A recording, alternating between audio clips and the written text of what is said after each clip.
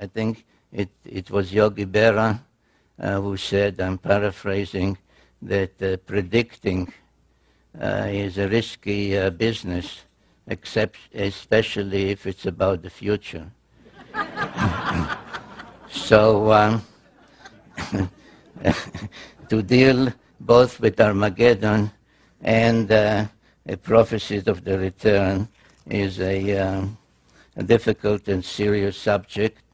And when I started writing my books, which began for almost 40 years ago, the first book was titled The 12th Planet. I knew then, almost 40 years ago, that whatever volume the final one in that series called the Earth Chronicles will be, it will have to deal with the end of days, which is the name given by the Bible, in the Bible, to prophecies of the last days, the end time, and any other way that the term in Hebrew, which is Acharit Hayamim, is rendered. And I really delayed writing that final book for two reasons. Number one is that I felt I need to do more research, and actually took another 30 years of research to be able to give a plausible answer, one which I believe is the correct answer, but at least it should be sufficiently documented to be plausible. And the other reason is that I don't know if everybody will be happy with the conclusions of that book, The End of Days. Certainly, I think many of those that are specializing in the subject of what's about to happen have focused recently on 2012 AD.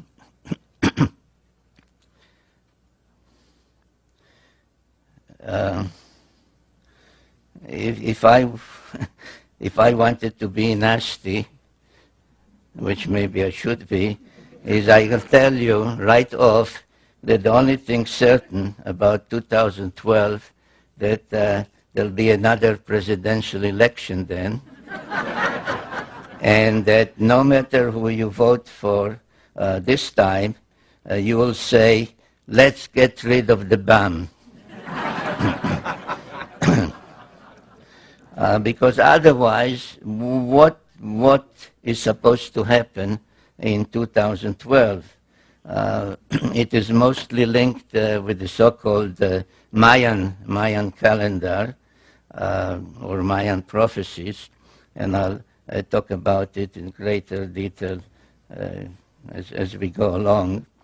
But as I understand what others are saying, is that it is a time that something, the present, the past will come to an end, and something will happen.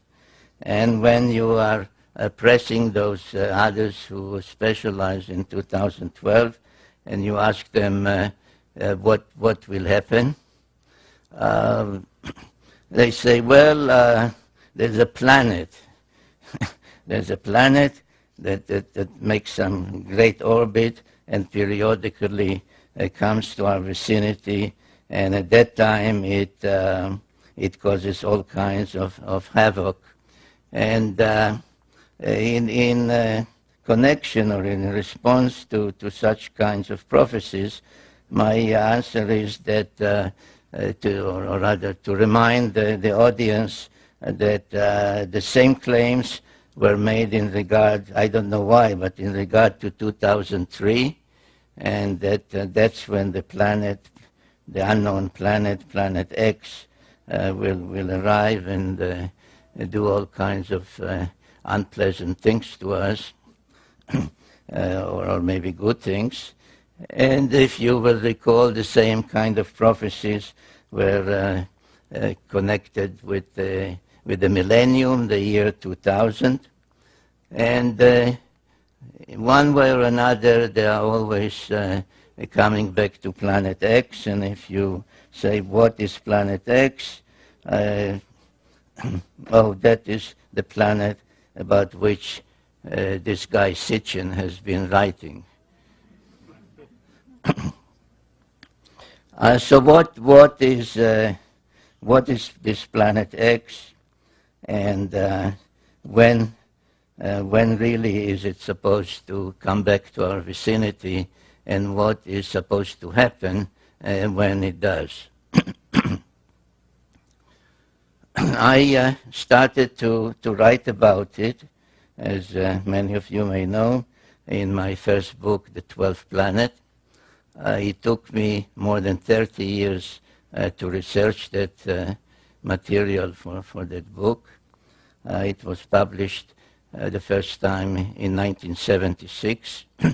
The English, not hardcover, it's softcover, but the paperback edition, which is still selling everywhere, had about 50 printings by now, which is a record for the publishers. The book has been translated into some 24 languages, and I can share with you a personal irritation, and that is that one recent night I was awakened from a sleep which is not easy for me lately to fall asleep, and the phone, which is also a fax machine, rang around 12:30 a.m. And when I checked who is trying to reach me at this time, a fax from Hanoi that the publisher in Vietnam wants to translate into Vietnamese The 12th Planet. And though it's been translated by now to almost any language you can think of, I was thinking to myself, somebody in Vietnam, in Hanoi, after all that that place means to us, this is really something. Now what I did in The 12th Planet, and maybe that is the reason for its success and for its still being so powerfully around, is that I brought to life a civilization that was hardly known before, and that is the Sumerian civilization. I find it, though now more and more I find in articles, in other books, etc., reference to the Sumerian civilization, to the Sumerians, I find that it's still easier for even those who deal with that, like museums, to say Babylonian. For example, there is now in Europe an exhibit from ancient Mesopotamia where 3 museums, the one in London, in Paris, and in Berlin, have combined to put together some of their objects and show them in each one of the 3 places. And they refer to it as the Babylonian exhibit. So almost 40 years ago, when I or anybody else would say to somebody, well, you know, the Sumerian civilization, you would get some kind of a blank look, the Sumerian, what are you talking about? So I brought to life the Sumerian civilization, which was really a most amazing civilization. It blossomed out in what is now southern Iraq, in that part of the world, This is the ancient Near East. This is the Mediterranean Sea, the Red Sea, Egypt, Assyria, Turkey, which was the Hittites then, etc. So about 6,000 years ago, an incredible civilization appeared there, and all those that deal with it use such words as suddenly, unexpectedly, out of nowhere, because there was no gradual or any kind of precedential civilization that you had this and this and this, and this was a higher level, a higher stage.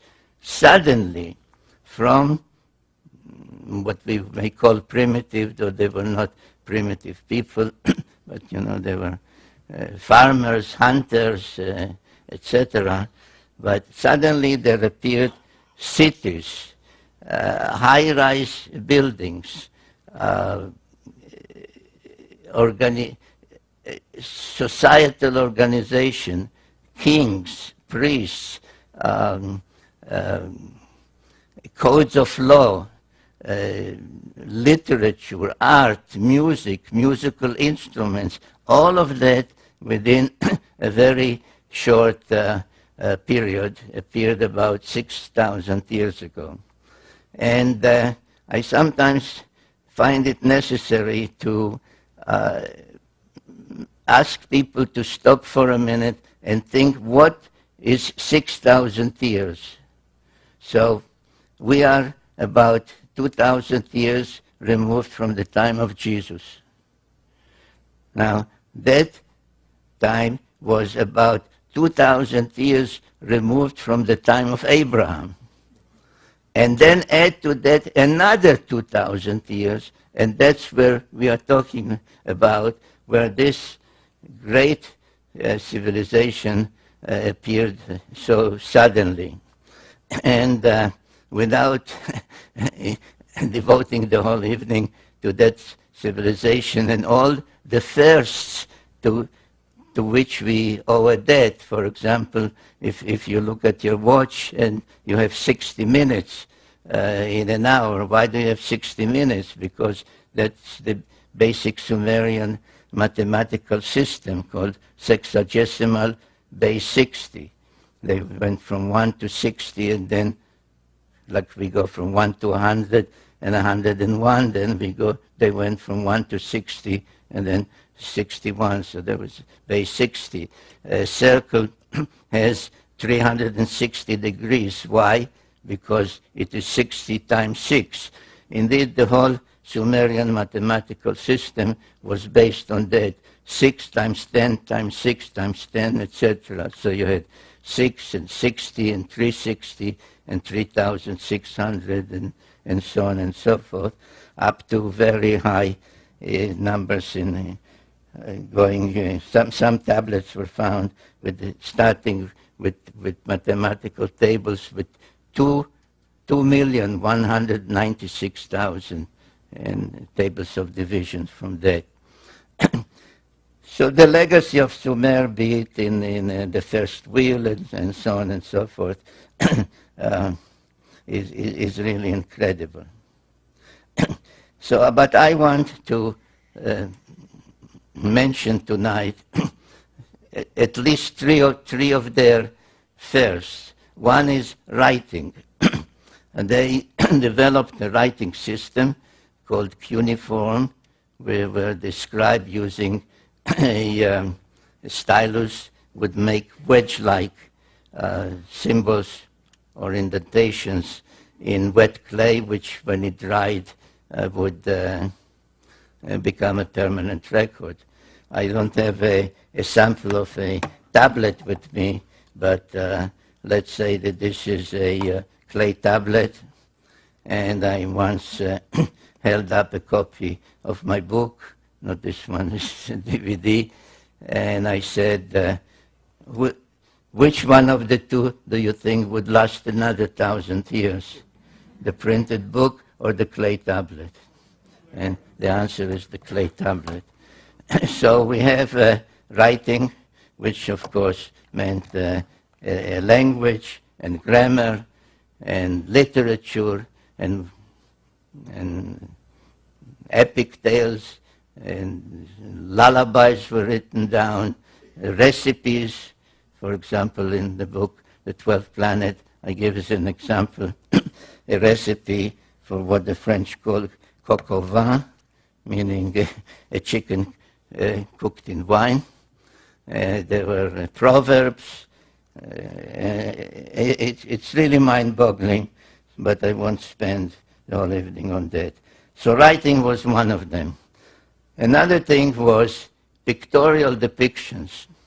They took stones, mostly semi-precious stones, and made cylinders about an inch or so, sometimes longer, but basically about an inch, a cylinder of an inch, and would engrave, and nobody has figured out to this day how, in this hard stone, they would make an engraving in reverse, like a negative, which when rolled on wet clay would become a permanent depiction, the way we say print our presses, the rotary presses now, the newspapers. So literally thousands of cylinder seals, and even more so, their imprints have been found, and any museum worth its salt has these cylinder seals or their imprints on display. And those depictions tell us a lot, and I will refer to some of them. And the third thing that I would like to mention and stress this evening was high-rise buildings. They were the first to use bricks and to build high-rise buildings, like stage pyramids that would rise 100, 120, 160 or more feet high. Some think that these were the towers of Babel, mentioned in the Bible. Actually, it's not so, but every major city, Sumerian city, had a sacred precinct, and the sacred precinct had such a ziggurat, as they were called. And they were used primarily for astronomical observation. And indeed, their knowledge of astronomy, or in the field of astronomy, is one of the most amazing Sumerian legacies. This is, for example, the imprint of a cylinder seal. You can actually see the seal in Jerusalem. There's a museum there called Bible Lens Museum. And this is, if you ask a regular scholar, what is it? They'll show it. He'll say this is a beer drinking scene, because the Sumerians were also the first to invent beer. And drinking beer was a social event. You can see people are coming to participate in that, and beer was drunk through a straw. The way I understand in, say, in Latin America or in Argentina, they drink mate tea with a straw. But as many other cylinder seals, they were decorated with celestial symbols. And if you study this one, you find out that it depicts the sun, it depicts the earth and its moon, it depicts what we call the asteroid belt, which is a belt orbiting between Mars and Jupiter, and nobody knows or nobody, I mean, I say nobody because I do.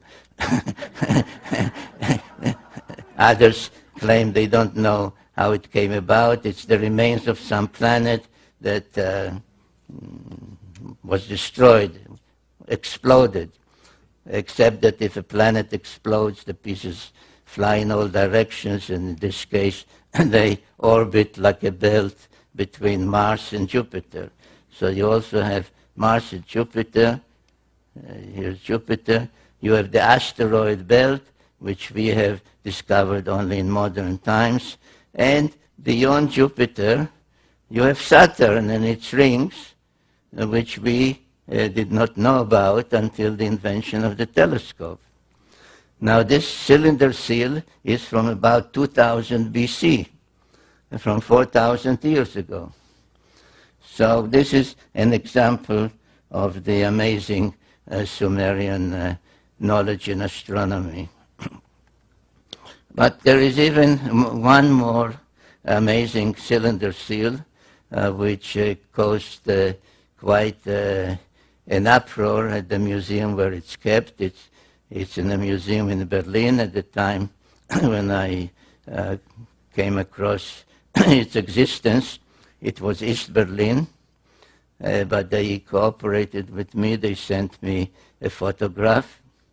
And if you ask scholars what is the scene depicted, they say, well, this is the god of agriculture granting the plow, a primitive plow, to mankind. A representative of mankind is introduced by a lesser god to the main god who grants the plow. And just as an aside, I'll say, so you tell those same scholars at the museum or in any of their scientific magazines, say, so there was a god of agriculture and that's how you look. They say, no, that's a mythological scene. That's just mythology. But whatever it is, there is an interesting celestial depiction on this one, and this is what it shows. It shows a star surrounded by planets. Now, this arrow is my addition to enable comparison with our knowledge of the solar system. So we have the sun, not the earth, we have the sun in the center, surrounded by planets, all the planets we know of in the correct sizes and in the correct order, except that here there's one more planet, right here, between Mars and Jupiter, where the asteroid belt is now. So according to the Sumerians, there was a planet there, probably, or one must conclude, the planet which apparently broke up somehow. Now, if you could get hold of Sumerian guy and said to him, what planet was that and what is the somehow, how did that planet break up? He'll say, well, that's you're asking me something that is been written about in one of our books. It happens to be a clay tablet, not the way we think of books. And that tablet is actually part of 7 tablets. And once they were discovered in a library in northern Mesopotamia, in an ancient library in northern Mesopotamia, and the contents of that story on those tablets was deciphered. They have since been referred as the 7 tablets of creation, paralleling the biblical tale of the 7 days of creation, 6 days of actual creation, and then 1 day in praise of the Creator. So this is one of the tablets, I think the 4th one out of the 7, known as the Epic of Creation. or sometimes known by its opening lines, which is how the Sumerians used to name their epic tales or their tablets in library catalogs, because they were actually set in libraries, and on each shelf there was a tablet that listed all the texts that are on that particular shelf, like a catalog tablet. So no, it's not sometimes known by its opening words, Enuma Elish. Now, what does the Enuma Elish say? The Enuma Elish tells the story how the earth came to be, how our moon came to be, how that extra planet came to be, and indeed how the whole solar system came to be. And I devote in the 12th planet, and then in another book, Genesis Revisited, chapter after chapter to explaining this epic of creation. But I'll just give you now the the gist of it in a couple of minutes. And they say that once the solar system began to coalesce, the way our modern scientists say, around our sun, and the various planets began to form, an invader, another planet, thrust out of some other solar system, passed near ours, but as it passed near our solar system, it began to be pulled in by the gravitational pull of all those other planets, and changed course. Now you will notice an interesting thing, that while all the other planets rotate in one direction, which is counterclockwise, as we say, this one orbits in the opposite direction, which, being unusual, is called retrograde. But as it was drawn in the opposite direction, inevitably it collided with one of the olden planets in our solar system, which in the Enuma Elish text is called Tiamat. And this planet, the invader, which later was named Nibiru, acquired various satellites or moons as it was passing by the other planets. Tiamat, which is treated as a female celestial entity, had 11 satellites, one of them quite large, unusually large, called in the tale Kingo. And when the clash finally occurred, it referred to in those texts as the celestial battle. Tiamat was hit twice, actually. This is just one of the drawings from my books.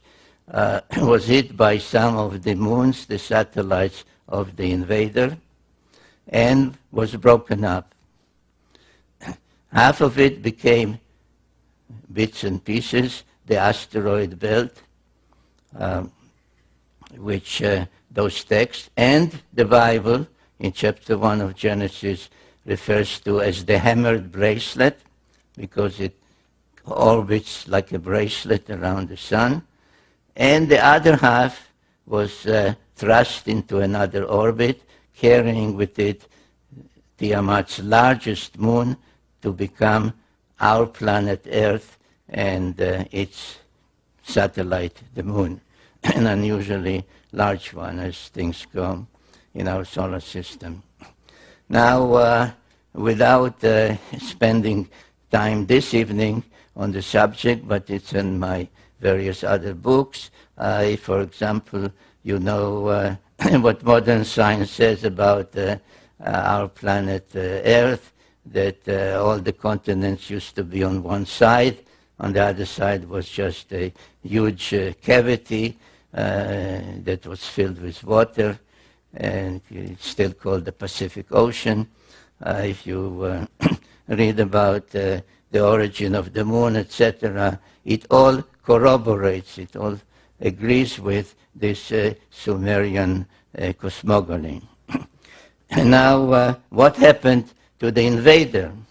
According to the Enuma Elish, the Epic of Creation, the invader itself became a member of the solar system, a 12th member, because they counted the sun, the earth, its moon, and not 9 but 10 planets. So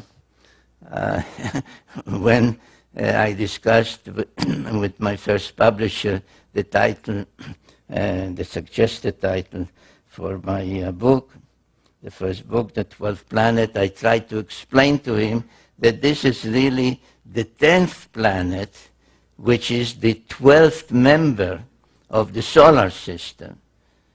And he said, Sitchin, we'll call it the 12th planet. So it is known as the 12th planet, though it is in reality the 10th planet. And all the Sumerian tales do include the planet we call Pluto as part of the tale. So I wrote on my website a piece when the astronomers meeting in Europe decided to dethrone Pluto and said it's not really a planet, it's a planetoid, it's this. I wrote a piece on my website and said, let Pluto stay the way the Sumerians had it. So this is the planet that remains in orbit and has been renamed Nibiru. Now, on many Sumerian and afterwards Assyrian, Babylonian, and so on depictions, all the 12 members of the solar system are depicted, and you can see the sun, you can see the moon, you can see this Nibiru, whose symbol became the winged disk. You can see all the others with their symbol, and you can see the 7 dots, which is the symbol for Earth. Now, you may well say this is wrong, because we all know that Earth in New Age parlance is the 3rd rock from the sun, right? So there's Mercury, Venus, and Earth. And that is true. But if the Sumerian incredible knowledge was given them, was not acquired by them from their own observations without telescopes and all other modern equipment, if it was given them by somebody, let's assume for the moment, coming in from outside the solar system towards Earth, then they would say Pluto is the first. And then there's Neptune and Uranus. And then there's Saturn and Jupiter. And Mars would be the 6th planet. And Earth would be the 7th planet. So Earth is quite correctly depicted by the symbol of the 7 dots, the number 7.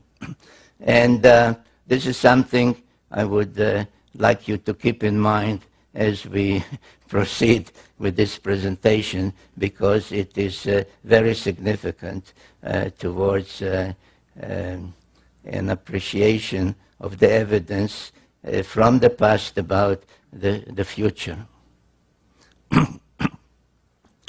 Now, the obvious question that anyone, including myself at the time that I started to research and investigate all that, would ask himself is, how could possibly the Sumerians know all that, that the sun is in the center, and that's how this solar system came into being, and there was an invader, and the invader has this great elliptical orbit, etc. And the answer again, it is written down they are not called tablets, they are called cylinders, square cylinders in this case.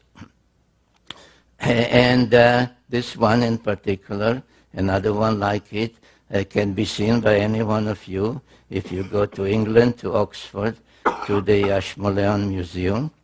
And this is called the Sumerian King List. And it says that about 430,000 years before the deluge, people called Annunaki, in this text, called Annunaki, came from their planet and visited Earth and brought civilization to Earth. In fact, it says, this and other records like it, say that civilization was brought down, and the term used in the Sumerian for the civilization is kingship. That kingship was brought down first time before the deluge and was brought down to earth from the heavens the second time after the deluge.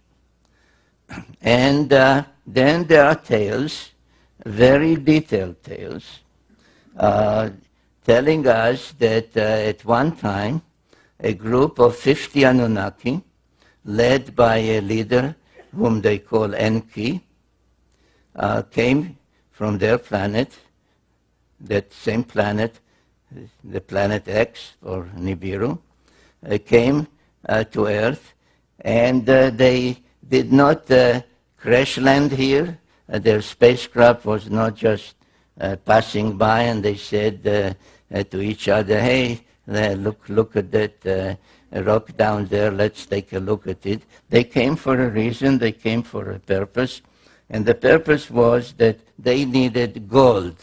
They needed gold with which to protect the dwindling atmosphere on their own planet.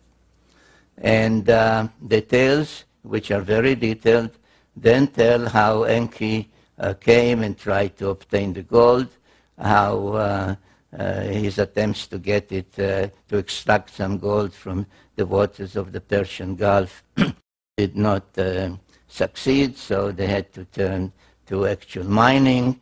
And then another leader was sent called Enlil, and etc., etc. So what happened? And there are many statues of Anunnaki, male, female, but this one of Enki is the only one where his fist, if you can discern it, is made of gold, which I believe indicates the purpose for which he came. Now Enki stayed on Earth quite a long time, and at some point felt that he ought to tell his story of what happened on their planet that made him and his group and the other Anunnaki come to Earth, and what happened on Earth after they came and landed here. And there is an actual text known to any Sumerian or Assyriologist, as some call themselves, that they will say, yes, there is such a text that is an autobiography of Enki that starts by saying, when I approached the earth, I saw greenish marshes. We splash-landed in the waters. We waded ashore. I commanded so-and-so, and the name is given, to test water and see if there's potable water. I commanded so-and-so to build us some kind of shelter. I commanded so-and-so to see if there is edible food. And so on, line after line in those tablets. Unfortunately, the complete text of that autobiography of Enki has not been found, only fragments of it, I used about 800 different sources to reconstruct the story of Enki, because I felt at some point in my own writings that it is not enough to tell the story of what happened here through the prism of the Sumerians, or to some extent the Old Testament, the Hittite writings, etc. But it is also important, especially to know why they came, what happened on their planet before they came, through the eyes and through the speech of one of them. And I chose Enki because he did dictate an autobiography. And the tale that emerges from all those sources is that after they landed here and could not get the gold just by extracting it from the waters of the Persian Gulf. This is the Persian Gulf, and this is today's Iraq. Another leader, a half-brother of his called Enlil, came. He was more a commander, and he was more a scientist. Another member of their family, they were all children of the ruler of Nibiru, called Anu. Another member, a female, who was a medical doctor, came and assisted also. And they set up a settlement, or actually 7 settlements on earth, at a place that they called in Sumerian Edin, from which the word Eden, the Garden of Eden, comes. And they chose a central point called Nippur. They nicknamed the navel of the earth, because all the other settlements that they established, each one with a certain purpose, including this one as the spaceport, and this laid out as a landing corridor. All of them were equidistant from Nippur. So Nippur was the central city, the site where Enlil had his headquarters, and some of the texts even describe what was at his headquarters. And there was a particular place there called the Duranki, with all kinds of humming equipment that controlled the space flights and gave information about orbits, etc. And Duranki literally means the bond heaven-earth, the thing that links heaven, their own planet in this great orbit, and their settlements on earth. So this is what they established. And as I said, at some point the idea of extracting gold from the waters didn't work. They had to go and do it the hard way. So they kept coming in groups of 50 until there were some 600 of them on Earth. And they used Mars as a way station, on which 300 of them were stationed. The numbers are given in those texts. But most of those on Earth, those Annunaki, were assigned to mining gold in East Africa. And there are several texts, and in particular one known as the Atrahasis epic, that describe a time or an event where those working in the mines mutinied. And they said, no more. This is not the kind of work that we can do.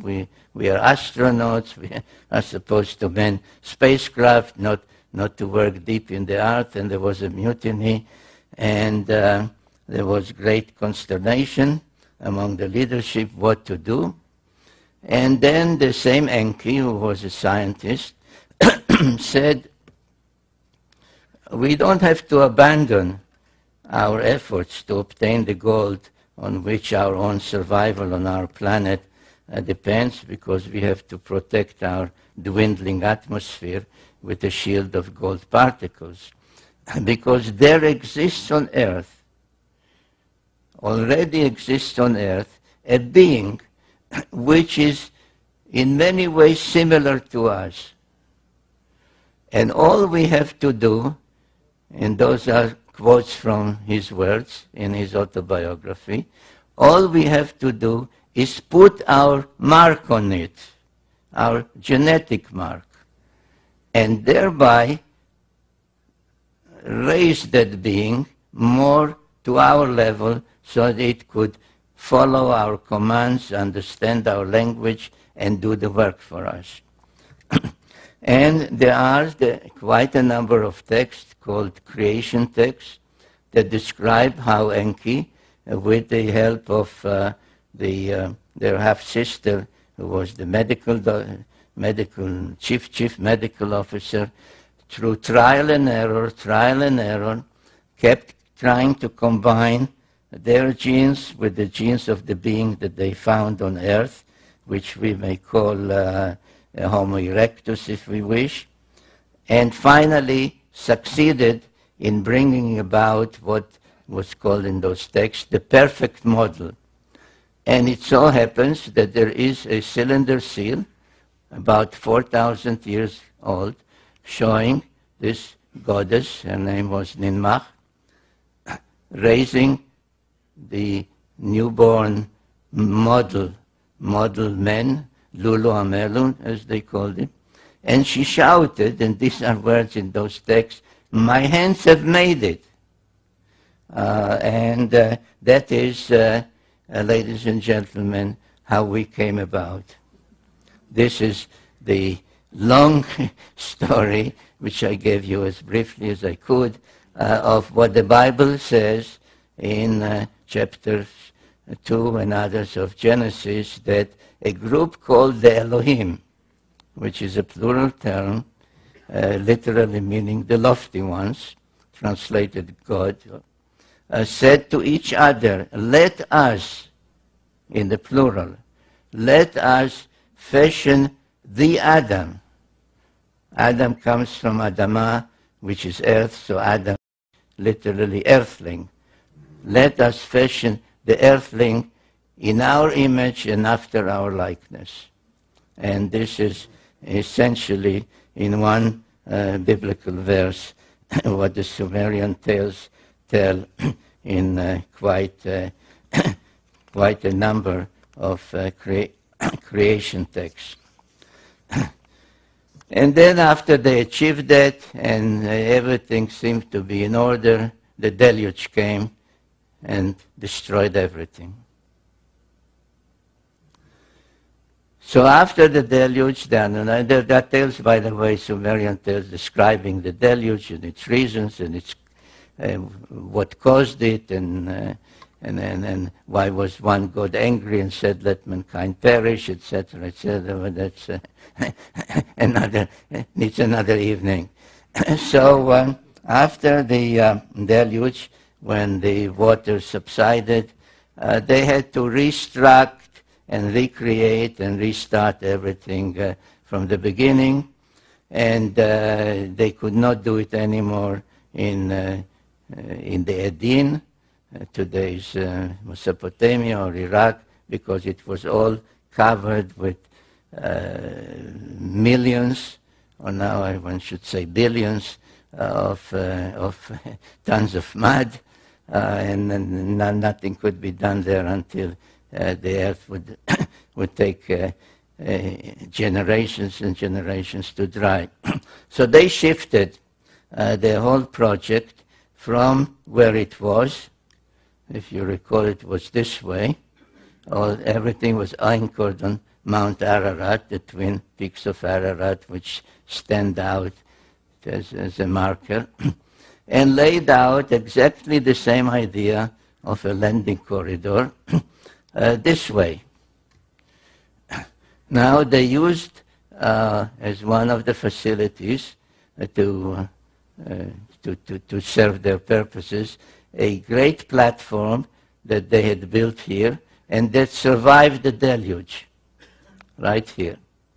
And again, using this notion of equidistance from there to the spaceport, which was here and here, to create the whole landing pattern, they chose a new mission control center, a new place for the Annunaki, right here. And this place is known today as Jerusalem. So Jerusalem, and I sometimes, either at seminars or when I took groups with me to tour these places, I would say to them, why is Jerusalem sacred? I say, well, it is sacred to Muslims because the tale is that Muhammad was taken from Mecca or Medina one night on a winged horse and brought to Jerusalem, and there he was taken aloft and visited heaven for one night. So that's. But why was Muhammad taken to Jerusalem? Why wasn't he lifted just from Mecca or Medina? Well, because that place was already known as a sacred place, because the Christians believed that that's where Jesus preached and was crucified, etc. So I said, so why was Jesus crucified in Jerusalem? He was born in Bethlehem. He came from Nazareth. Why Jerusalem? Well, because that's where the temple was. The Jewish temple, the Temple of Solomon. So why was the Temple of Solomon there? Well, people don't know. So I tell them, well, it was there because the same Annunaki who had this pattern and had Nippur as the navel of the earth and mission control center before the deluge, set up this layout and made Jerusalem mission control center after the deluge. And equidistant from it is the spaceport and Twin Peaks, emulating the Twin Peaks of Ararat.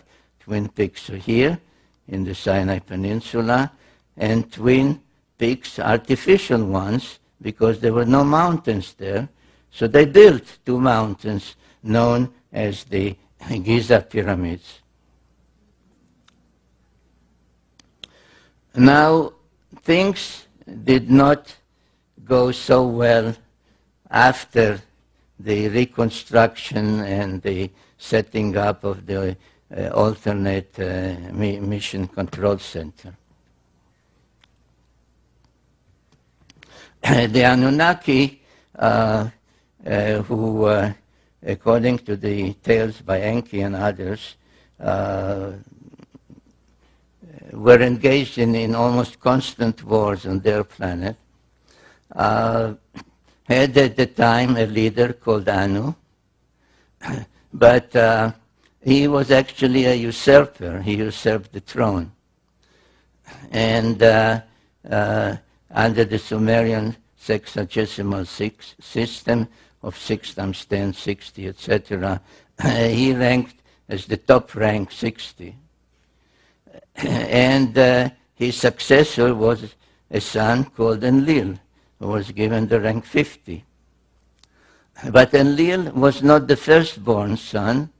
It was Ea, or Enki, as previously known as Ea, Enki, who was really the rightful successor, but he was demoted to rank 40, and so on. So there was a pantheon of 12, matching the 12 members of the solar system, and matching other 12, without belaboring it, 12 months of the year, 12 tribes of Israel, 12 disciples of Jesus, and so on. So 12 was a celestial number. So the relationships were such that the conflict was almost inevitable, especially since it had a lot to do of who was mothered by whom, who was the father, who was the mother, if this one was also the son of Anu and Antu, then he was this rank, but if this one was only the son of this one, but not this queen, he had another rank. So the relationship was quite confused and convoluted and leading to conflict, which soon appeared on earth. And one of the events that took place, relatively too many years after the establishment of that great pattern of landing pattern in Jerusalem and the Space Force, etc., and the two artificial mountains in Egypt, was that wars broke out.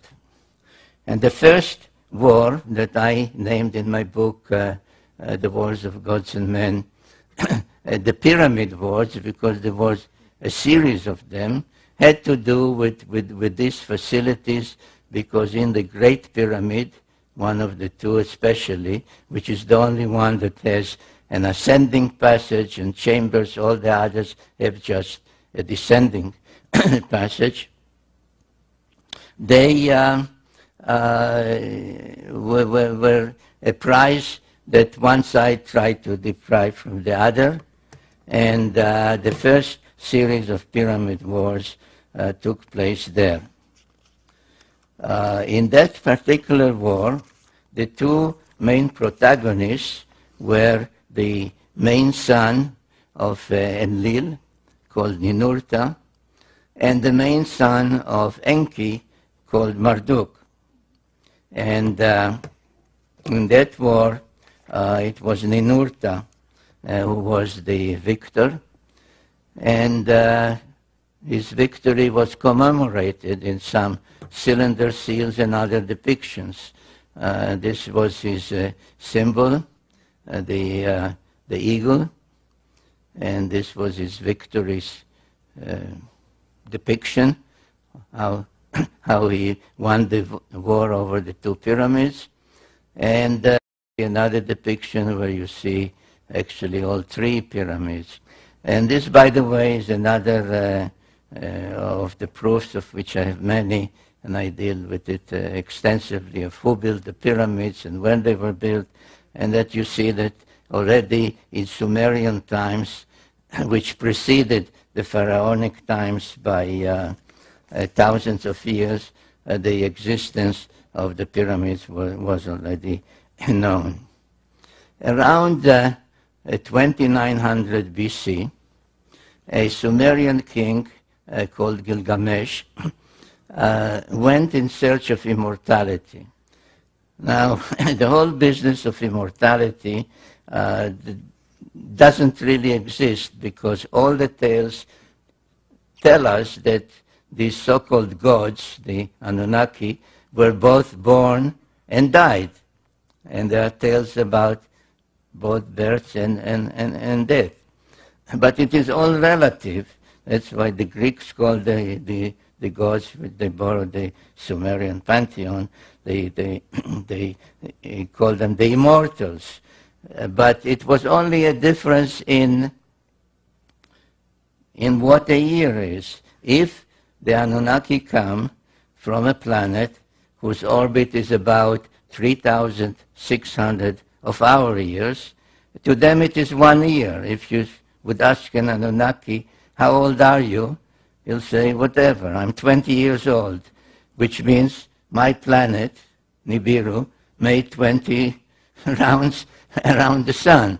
If you ask somebody here, so we won't ask people for their ages, of course, but you ask, how old are you? And he'll answer, it means my planet, where I grew up, to which I genetically belong, made X number of orbits around the sun. That's a year. So, but anyway, Gilgamesh was the son of a goddess. And he came to his mother, and he actually was not only a demigod, but he was two-thirds divine, because his mother, not his father, his mother was a god, a goddess. And he said, if I'm two-thirds divine, two-thirds Anunnaki genetically, why should I die like a mortal? And she said to him, you're right, but in order to attain our longevity, you have to go and be on our planet. So he went in search of immortality, and the Epic of Gilgamesh is a well-known literary work from antiquity, translated in antiquity already in many of those ancient languages. Now, where did Gilgamesh go in search of immortality? He had to go to places from which he would be taken aloft to the planet of the gods. So if you remember this design, this is what I showed you. This is Jerusalem, which is only mission control center. He had, and this one, where is it? This one was destroyed in the pyramid wars. So he had two places to go. One was the great platform in the mountains here, and one was the spaceport itself. And so around 2900 BC, almost 5,000 years ago, he went in search of a place to be taken aloft and join the gods on their planet. Now the first one that I showed you, this one, is in the mountains of Lebanon. The great cedar forest there is depicted and described in detail in the epic tale of Gilgamesh. And the text says that he witnessed on the night before he entered or tried to enter the place, he saw a rocket launched. And lo and behold, archaeologists have discovered a Phoenician coin from a place not far from there that shows the great platform and a rocket ship on a podium. So it did exist. Now that place still exists and can be visited. I went there at some risk. I would not advise you to go at this time because it's the headquarters of the Hezbollah in Lebanon. But the place is called Baalbek, and there is there a vast stone platform of about 500,000 square feet. And here at this northwestern corner, there are ruins of temples built over temples. The latest one are Muslim and Byzantine and Roman, but they're built on or over a platform that pre-existed.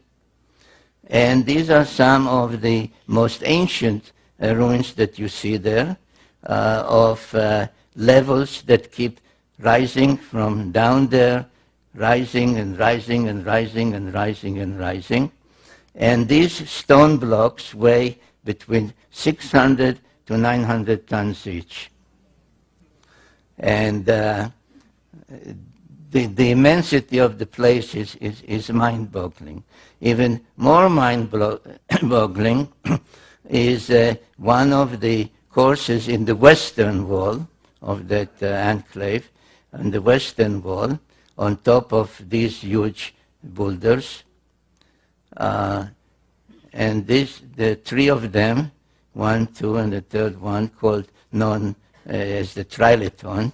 This is the drawing, the image. This is a line drawing of a person, so you can see the scale.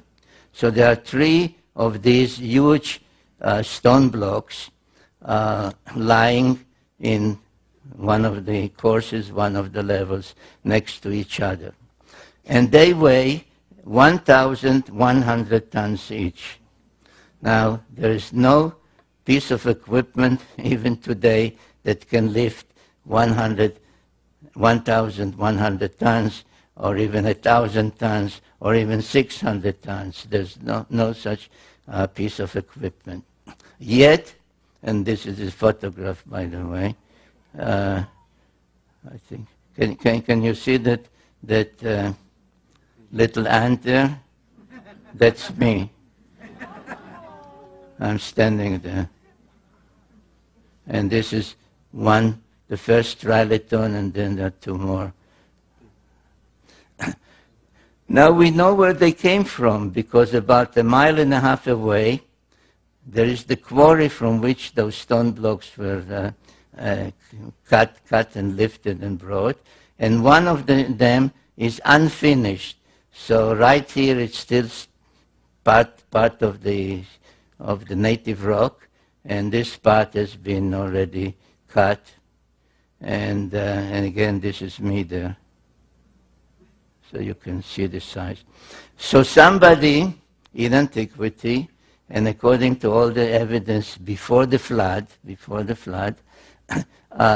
cut those stones and lifted them over 1.5 miles and put them there, not drop them on the ground, but put them exactly where they should be, where they belong.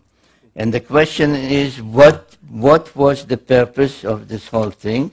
As I said, Gilgamesh reported that he saw a rocket ship launch there, and the Phoenician coin also depicted. And it was only after I saw photographs of about a year ago, I think, of the Chinese launching their spacecraft for the first time. Now, we are used to launch towers made of metal and so on, but this is also built out of some kind of stone. So I have no doubt that what we see there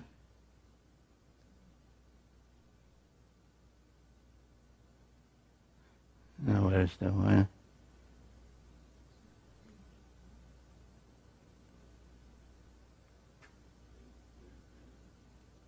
Right, because this is exactly the same thing as the Chinese have built, because this starts somewhere there and goes down and down and down and down to well below ground.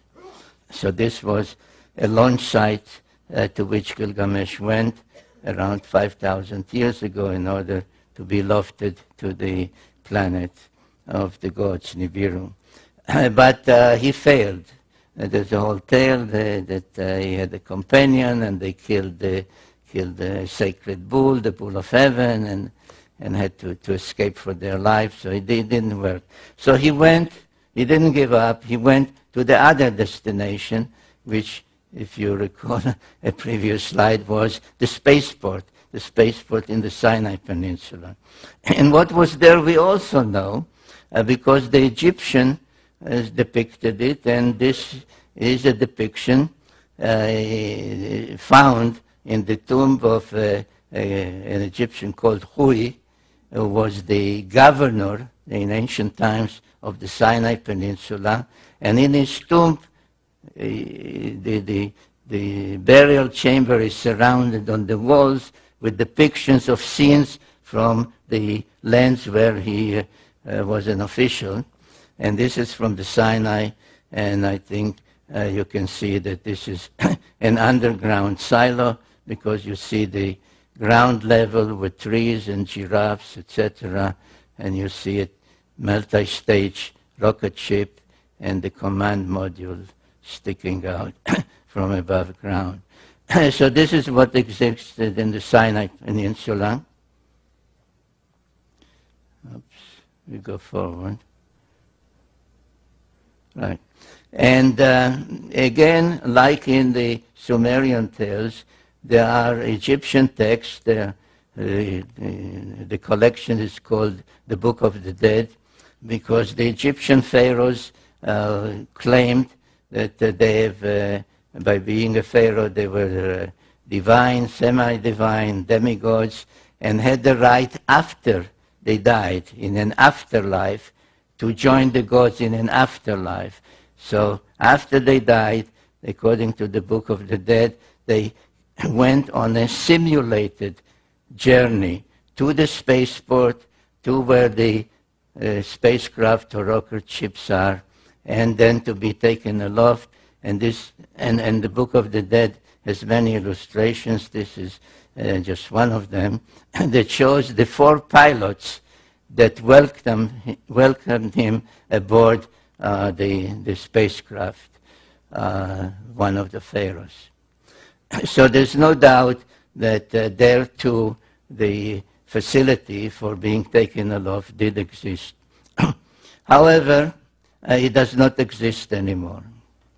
Baalbek still exists in ruins, but the spaceport in the Sinai does not exist because in one of the next wars between the various clans of the Anunnaki, the Enlilites, the Enkyites, Ninurta, Marduk, etc., they resorted to the use of nuclear weapons.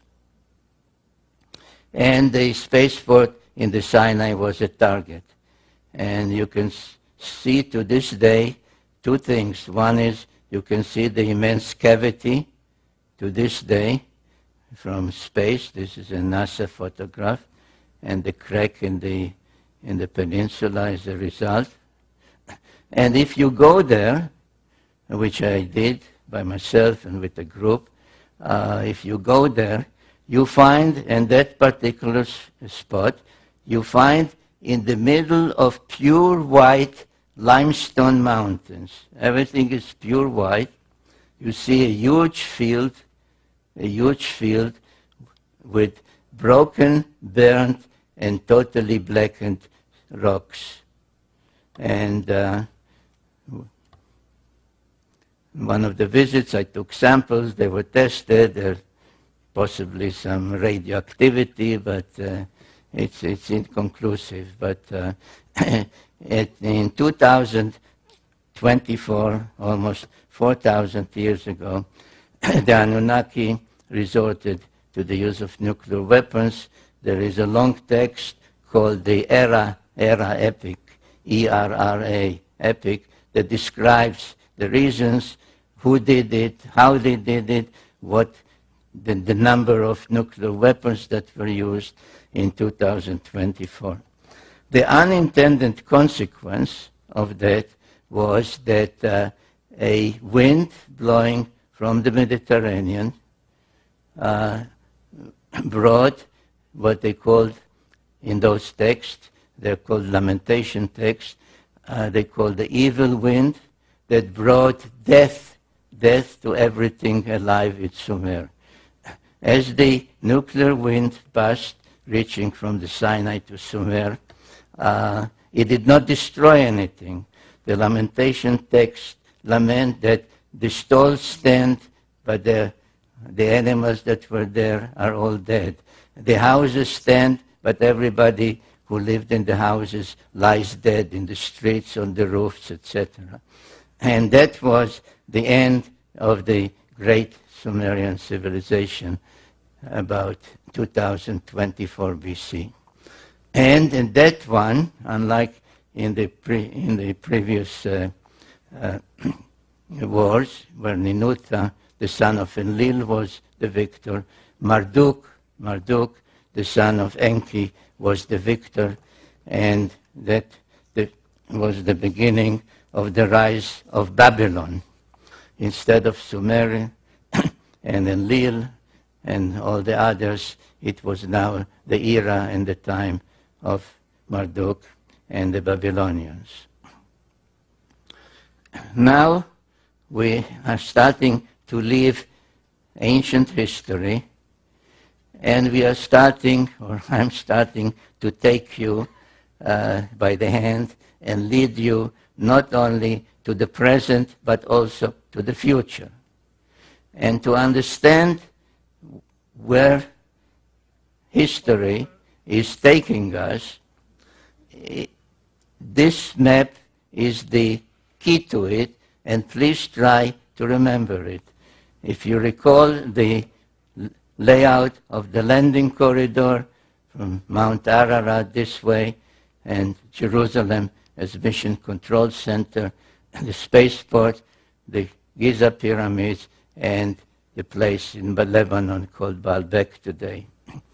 These are the 4 space-related sites that if you keep them in mind, you understand what happened afterwards, what happened in recent times, and what the present conflict is all about.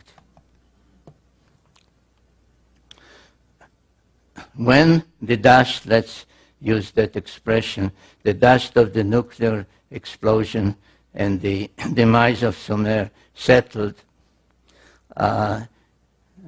several hundred years later, when perhaps passage was possible again after the use of nuclear weapons here, a major event took place. It is called the Exodus of the Israelites from Egypt. And the Bible says that after about 400 years, God remembered. He said, oh, by the way, I forgot all about those people. There was this guy Abraham, and I promised him a certain land, the promised land. I made a covenant with him. And then I forgot all about it. But now it's time to fulfill my promises. And the Israelites left Egypt, and I didn't write it yet in any of my books, but I can tell you now that if I ever do, I will tell you that the starting point of the Exodus was the Sphinx, because the Sphinx gazes precisely along the 30th parallel towards the spaceport.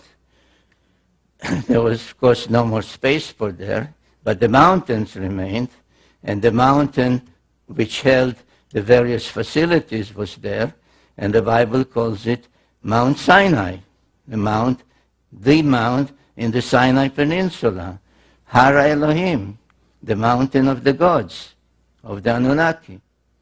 So they were sent here on this Exodus to resume the relationship, the commandments, etc., which required for them to proceed to accept all the moral teachings of the Sumerians. I think in my very first book, The 12th Planet, when I talk about the Sumerian law codes, I say everybody, most people know about all the ancient law codes. Hammurabi, the Babylonian king, his law code, which is on a stone block in the Louvre in Paris, is a code of crime and punishment. It says, if you did this, that's your punishment.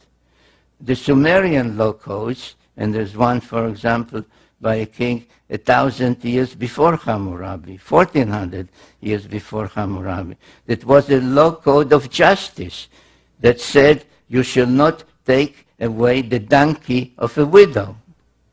You shall not delay the wages of a day laborer. Those were the Sumerian law codes. So these were the Sumerian commandments, the Sumerian moral laws that had to be reaccepted, renegotiated at Mount Sinai. And once they were, they had to continue. There was difficulty in going straight. They went around, but anyway, finally they got to Jerusalem. And what did they do once they got to Jerusalem? They built the temple to Yahweh on a platform that existed there. And if you have not done it yet, I urge you to go to Jerusalem, because along the Western Wall, this of course doesn't exist anymore. This is now replaced by a Muslim structure. Along this Western Wall, just as along the Western Wall in Baalbek, in the landing place of Gilgamesh, and this is an aerial photograph, This is the area that's called the Temple Mount. And this is where the temple stood, and the Holy of Holies, and the Ark of the Covenant. Interestingly enough, that I noticed when I was there and when looking at there are trees everywhere, but not here. Nothing grows here.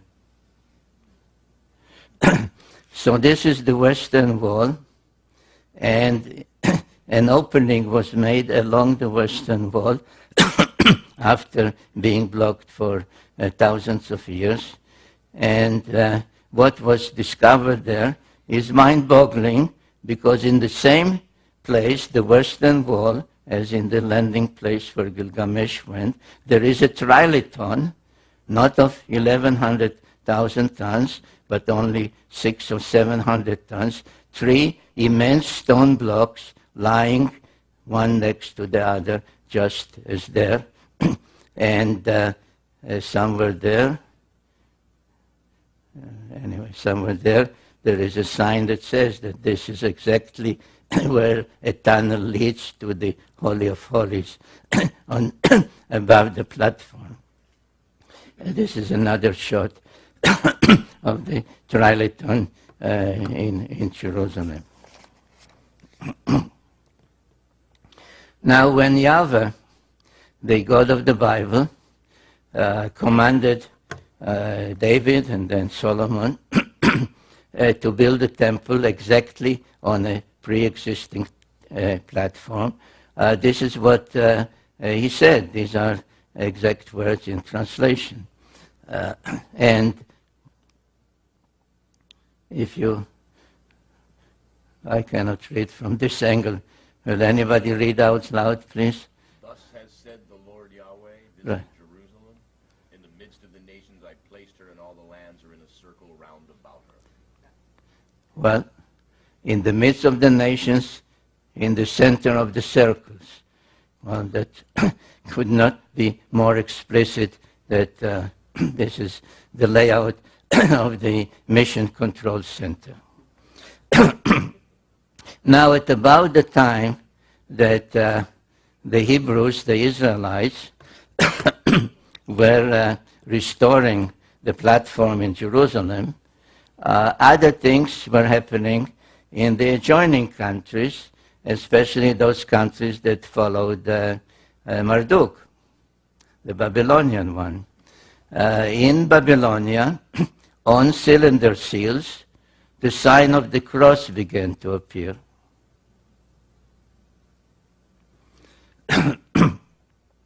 In Assyria, the kings began to wear the sign of the cross on their chest. The same happened in Egypt. Now, these are all from around 1000 BC, 900 BC, 800 BC, 700 BC. Now, what does it mean? What does it signify? Well, the sign of the cross, it may come as a surprise to my Christian friends, the sign of the cross is not a new sign, and not a sign developed or invented at the time of Jesus.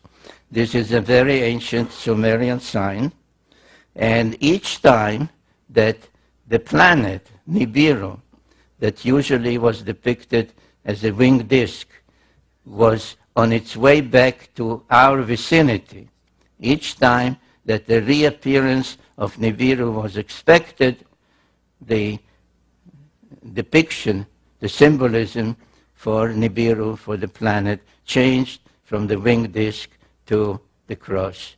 So this one, for example, this is one of the most ancient ones. This is another one.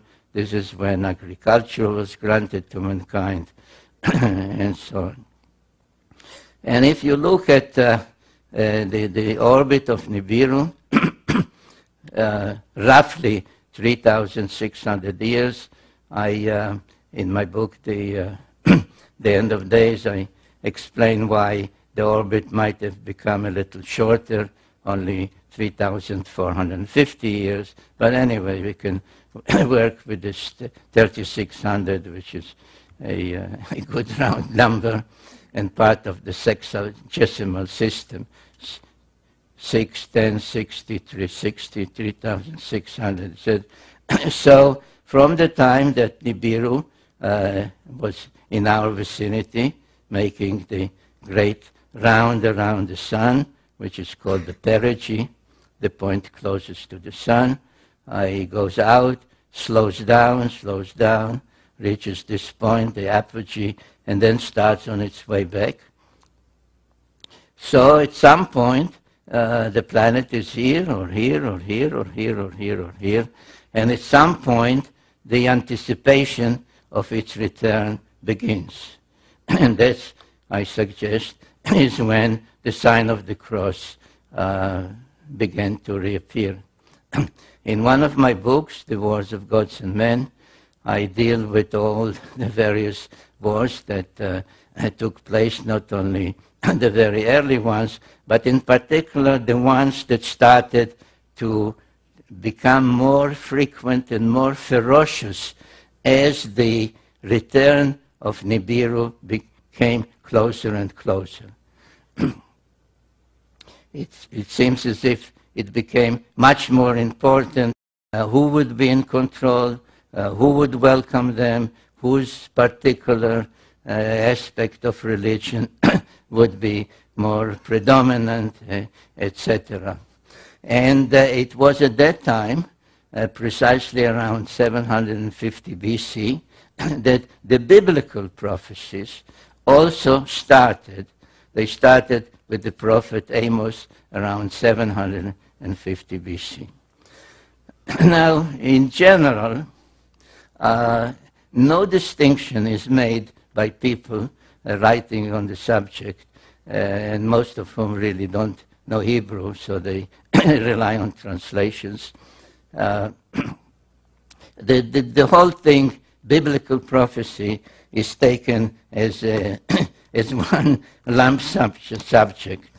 But if you know Hebrew, and if you study the various prophecies in great detail, and know the precision of the Hebrew language, you begin to see that the prophets were really talking about two different things. One was called the Day of the Lord, and Amos spoke about it. Another, I think, I quote Habakkuk, I can't see from this angle. Anyway, they started to talk about the day of the Lord. The day of the Lord is coming. The day of the Lord is near. And it was described as a time of celestial phenomena. There would be darkness at noon. You will not be able to see the stars at night. The moon will not shine its light, etc. and so on and so forth. I don't know if it's easy for you. I had about 30 slides with all these biblical quotations, but I realized that it was very difficult, even for the audience, to read them. So, at the same time, similar prophecies, known as Akkadian prophecies, Assyrian prophecies, Babylonian prophecies, began to also talk about the return, the celestial Lord would come from the south, would be first seen in this constellation, and so on. And I drew some of these charts to show you and show how you can relate some of the text to the progress of Nibiru coming back to Earth's vicinity.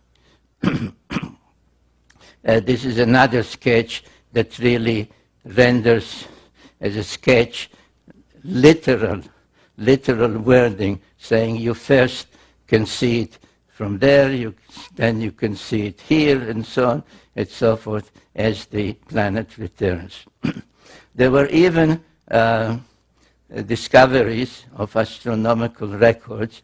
These are called astrolabes because they depict the circular heavens around Earth on plain paper with all the stars being named, where the progression of Nibiru from being seen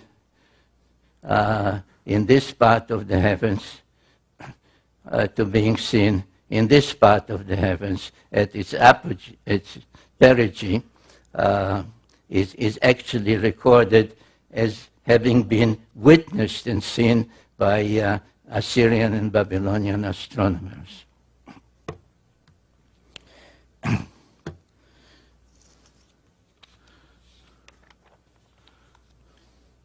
Well, this is one of the texts accompanying one of the astrolabes.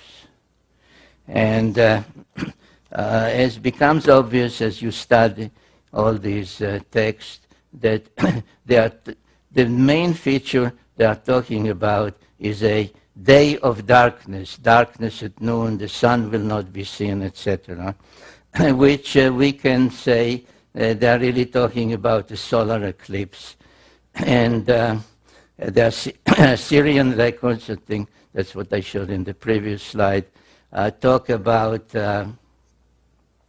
a darkness at noon and an eclipse at an unexpected time, because all these eclipses could be predicted. They had enough knowledge to predict solar eclipses, lunar eclipses, etc. So in exactly 556 BC, and this is a sketch, a sky map prepared by NASA, not by me. In 556, an unusual and unexpected eclipse, darkness at noon, took place. And it is my conclusion in the book, The End of Days, that that is exactly when Nibiru last was near Earth and created that eclipse. So if you go back to the problem posed by 2012,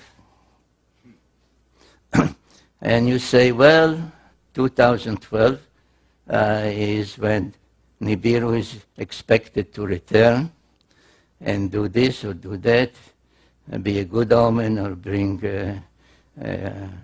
harmful things, will be the apocalypse, the end.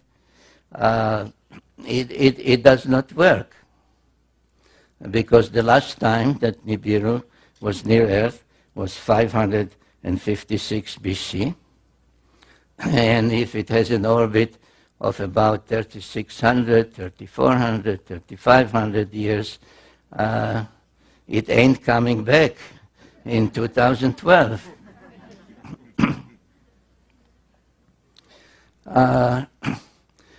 So what might happen, if not in 2012, in some other time, in our lifetimes perhaps? And this takes me to the other part of the biblical prophecies, where I told you that there were really two things that were discussed and prophesied from about 750 BC to about 550 BC, the time of Ezekiel. They spoke about the day of the Lord, the celestial Lord. It's coming, it's nearing, it's coming from the south, it will darken the skies, etc., etc. But then the other part, they switched to a term called Acharit Hayamim, the end of days, which some translate end time or any other way people want to translate. But the time, the question is, what do we mean by time? But whatever we call time will come to an end. And we have to remember, and this is the purpose of this slide, to show you that the Anunnaki were coming and going between their planet and the Earth, not necessarily when Nibiru was closest to Earth.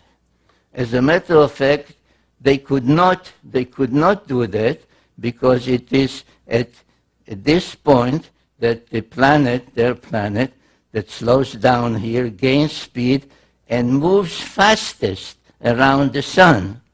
So the only way they could come here was if they left their planet ahead of time and speeded ahead of the planet and were here and then rejoined their planet, or when the planet was starting on the way back to slow down, then they would, as if literally, fall back towards the sun and come to our vicinity. So there were all kinds of ways, and there are tales. There are tales about this god, this goddess. There is a tale about a king called the Tana who was taken to heaven. He was afraid to continue the trip when he started to see the earth become smaller and smaller. There was one of the sons of Enki by an earthling woman called Adapa, who was taken for a visit with Anu in heaven, taken and brought back. So he did not stay 3,600 years on Nibiru. So comings and goings are possible even when Nibiru is not precisely at its closest to us. And what did happen in 556 BC, when so many of the other nations expected the Anunnaki to show up again, is that instead of showing up, they left.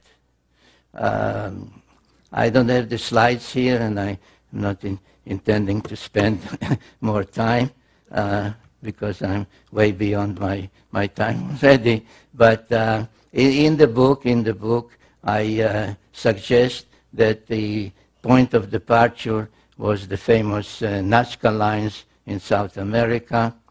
But what is without doubt known, and this is perhaps part of the Mayan prophecies, is that the chief deity of Mesoamerica, whom the Aztecs called Quetzalcoatl, the Mayan called Kukulkan, which all meant the plumed or the winged serpent.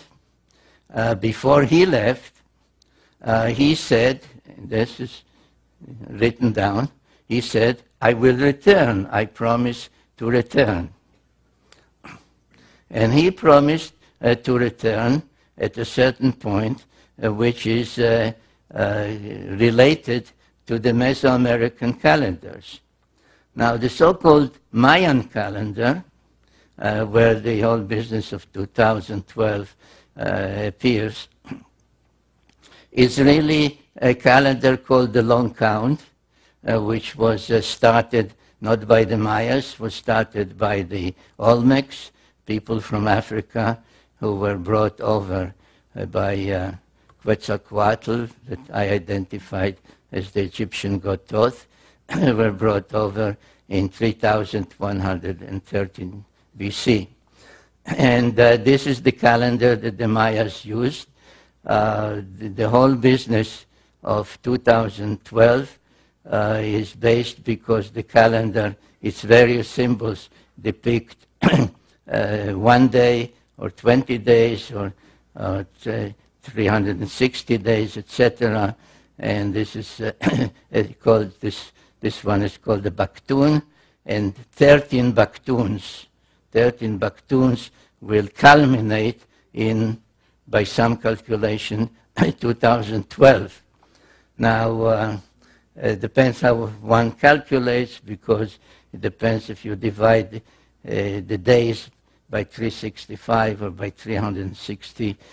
One way that has been suggested only a century ago really arrives at 2087 as the Mayan 13th Bakhtun.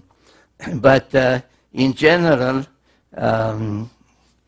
my feeling is that it is not applicable at all, because if you follow the biblical prophecies, they are dealing with a cyclical timetable. this so-called Mayan calendar is a linear one, like day 1, day 2, day 3, etc. The same as the AD calendar, 2000, 2001. Why nothing happened 2000? Because after 2000 came 2001. Like I showed you at the beginning, that some said 2000, then said 2003, 2000. All the predictions in the Bible, both the Old Testament and the New Testament, speak of a cycle. The beginning will be the ending. The ending is the beginning. The past is the future. And this can take place only in a cyclical thing. And what was, is more quotes of the same subject about the end of days and what will happen there. Now, the best clues in the Old Testament about this whole business of the end of days, when will it be, not only what will happen, but when will it be, is in the book of Daniel. I just almost skipped fast because it takes too long to start reading all that. But one of those that really devoted the better part of his life to studying the meaning of the prophecies and the timetable given in the book of Daniel. And there's some number of years, but the best clue is where the angels tell Daniel, the end of days will come after half time, time, and 2 times. And Daniel, like we say, what do you mean by that? What half time are you talking about? I'm not talking about football, right? And he was left with no answer.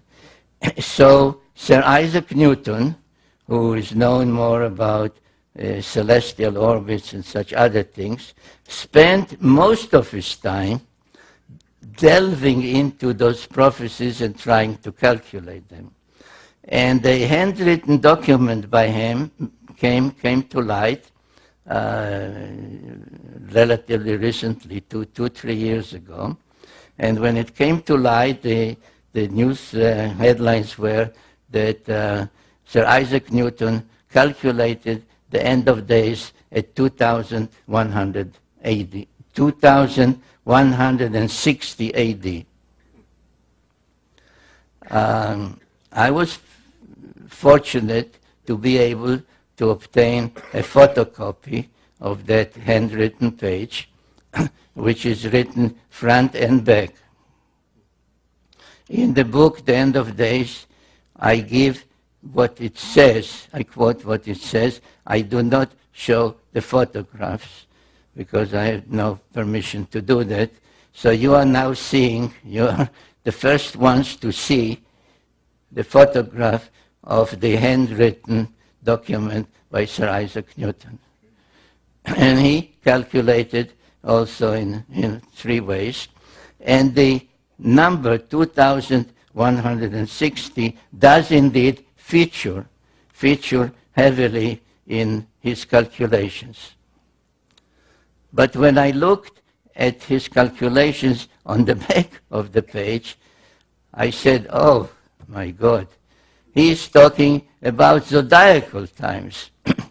Because one of the things, again, a so-called Sumerian first, was the devising of the zodiac, of calculating how the earth on the first day of spring here, after a full year, does not precisely return to where it was, but is slightly retarded. The retardation amounts to 1 degree of 360 in 72 years, and a 30-degree zodiacal house, therefore 30 times 72 is 2,160. So the mathematical zodiacal time is 2,160 years. And there's no doubt, though, the beginning of the zodiac is attributed to the Greeks, that the Sumerians knew it. They named all the 12 zodiacal constellations in the correct order. This is all Sumerian names. They depicted them the way we still use to this day. So there's no doubt that they knew the zodiacal times. But again, as with other things, how could they? How could any immortal Sumerian not only measure the delay of 1 degree in 72 years, but of 30 degrees of the shift from one zodiacal house to another in 2,160 years? And the answer is that, again, this was a Anunnaki device and not a Sumerian device. And what is important to keep in mind is that the time scale, so that's perhaps when the ancients told Daniel time, half time, 2 times, that they were talking about divine time, the Anunnaki time, is because I ask myself, and I give that answer also in the book, The End of Days, is what prompted, what caused the Anunnaki in 2024 BC to resort to the use of nuclear weapons? What was the problem?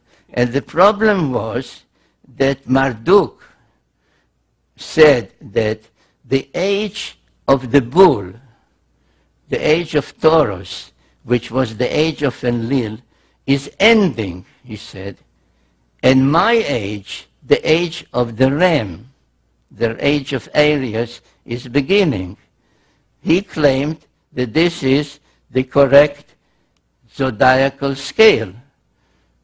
So he said around 2200 BC, the age of Enlil, the age of Taurus, has ended, and my age, the age of Aries, has begun. The others, and this is all in those texts, by the way, the others said to him, no, you are wrong, because don't go by some chart. Look at the heavens. In the heavens, on the first day of spring, we are still in the age of the bull. We are still in the age of Taurus. Why? Because the three zodiacal constellations of the bull, of the ram, and of Pisces are not the same size. So, though Marduk claimed that his age has already begun, it was still observationally, really in the heavens, the age of Enlil, of his rivals, Ninurta, and so on. So this was such a bitter fight that they resorted to nuclear weapons to deprive each other of the spaceport. Now, there is another cylinder seal. It is at the Hermitage Museum in Russia. There's no doubt about its date. It's 2500 BC. And it shows, in my opinion, without doubt, an astronaut on the 6th planet, which is Mars, greeting an astronaut on the 7th planet, which is Earth. You remember I asked you to keep it in mind, Earth and its moon. And between them, there is a spacecraft. So, a return of the Anunnaki with a stopover on Mars, one greeting the other, has occurred. And there is a date. There is a date on this cylinder seal. Do you see the date? Pisces. the age of Pisces.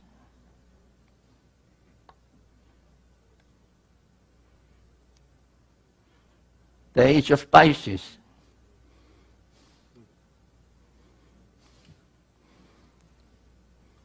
So does this mean that the return of the Anunnaki and the end of days, with its 2,160-year calculation, will still come about this century? Maybe. Because there is a because, ladies and gentlemen. Because just at the place that, according to the New Testament, is called Armageddon, where the final war will take place, a mosaic floor in the first church ever built in the Holy Land, since the time of Jesus, has on its floor the sign of Pisces. This was discovered 2 or 3 years ago at Armageddon, which really means in Hebrew Har Megiddo, the Mount of Megiddo, which is in Israel. Now, are all these omens, or is it just a tale to tell you at ARE? I don't know. I believe that these are omens.